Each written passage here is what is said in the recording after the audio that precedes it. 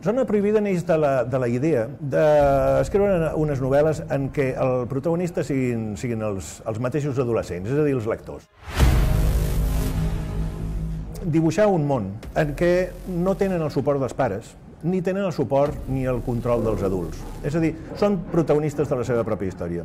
Perquè pugui ser possible això, m'invento un món en què, a causa d'una epidèmia, d'un virus, els nois i les noies han estat aïllats en escoles i després acaben sortint de les escoles formant granges on comencen a treballar i a conviure, però en què els adults són els seus enemics i en què els pares s'han convertit simplement en hologrames que es recorden a la illa dels morts a la ciutat.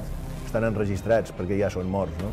Aleshores, aquest món sense pares i aquest món amb adults que són antagònics és una mica un reflex de la solitud dels adolescents i, per tant, jo crec que en això s'hi trobaran, no?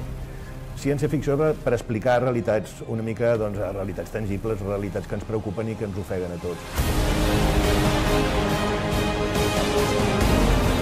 A la primera novel·la tenia molt clar que un personatge únic que conduïa la història em donaria un dramatisme important i tal.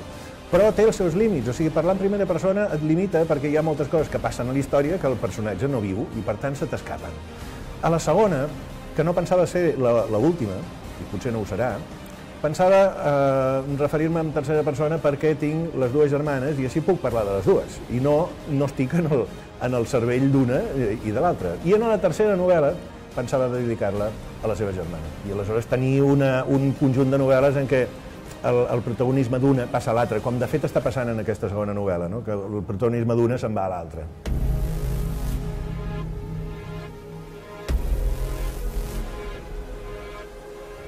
Jo crec que lliçons poques, que es diverteixin. Que es diverteixin i que, bé, sí que queden unes coses que em sembla que hi són en aquesta novel·la, no?